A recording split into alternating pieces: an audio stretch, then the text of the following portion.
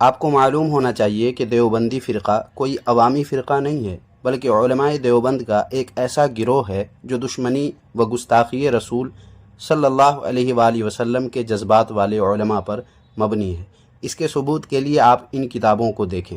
इसका नाम है उलमाए देवबंद के आखिरी लम्हात और इसका नाम है उलमाए देवबंद कौन हैं और क्या हैं।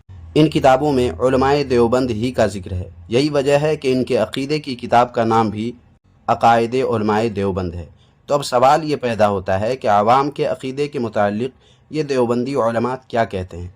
इसके लिए देखें मलफूज़ात हकीमुल उम्मत, इसकी जिल्द 3 के सफ़ा नंबर 255 पर अशरफ अली थानवी कहते हैं कि आवाम के अक़ीदे की बिल्कुल ऐसी हालत है कि जैसे गधे का अज़्व मखसूस बढ़े तो बढ़ता ही चला जाए और जब गायब हो तो बिल्कुल पता ही नहीं। तो क्या ख्याल है देवबंदियों, तुम्हारा अक़ीदा ऐसा ही है जैसा कि तुम्हारे मौलवी ने बताया है?